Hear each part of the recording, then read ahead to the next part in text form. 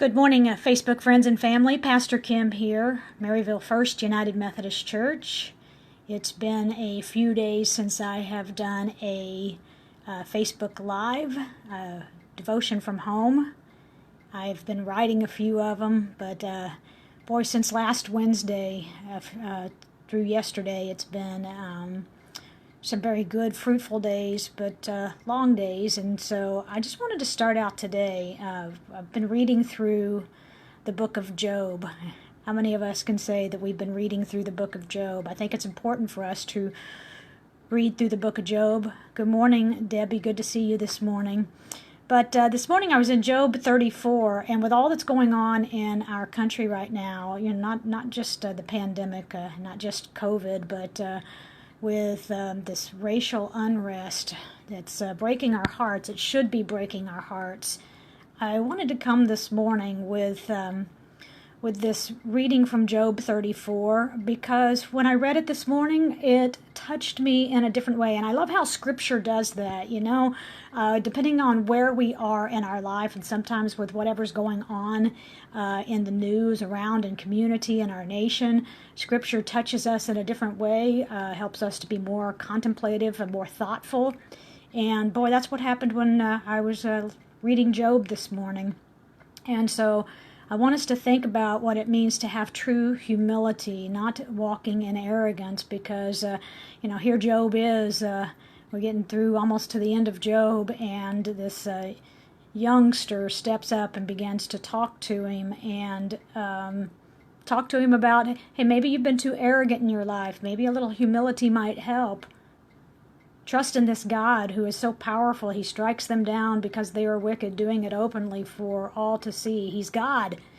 He's sovereign. He's holy, but he's going to lay down some justice, and we need to wake up. And so just listen to this morning and let it touch your heart to see how you might reach down deep into your spirit for a little more humility and a whole lot less arrogance.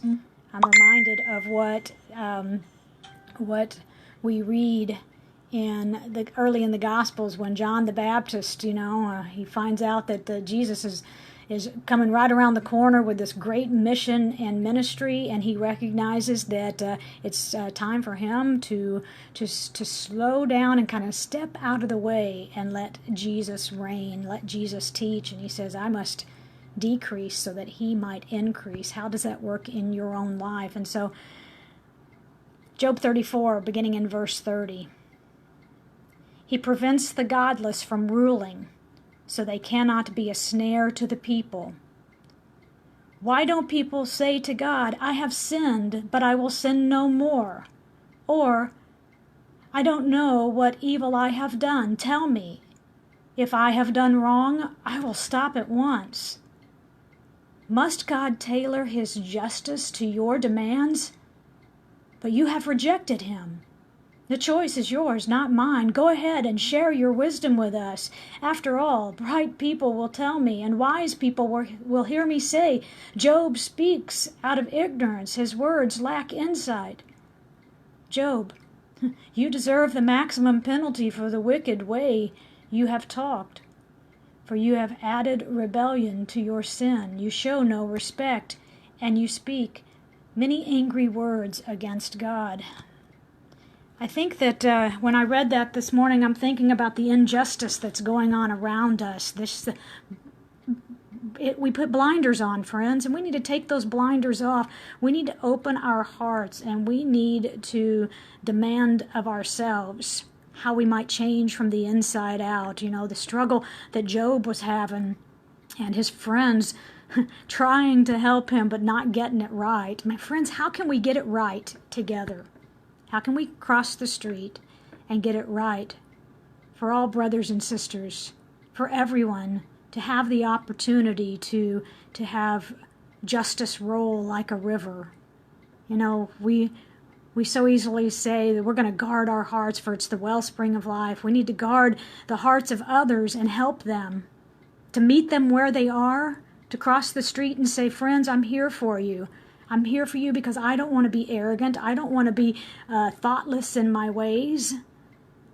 I want to think with you. I want to talk with you. I want to pray with you. I know that I can make some choices in my life, but this God, this God who calls me out of my own sin and says, hey, go and sin no more. Do what is right. Do what is righteous. Am I truly seeing what is just and right around me and how others are being left out? I just offer that to you this morning because, Scripture taps at my heart in different ways depending on what's going on around me. And I don't want to walk so proud and arrogant, but I want to get down on my knees. I want to live a life of humility, and I want to really, truly offer love to everyone that I meet. And then I want to start meeting people.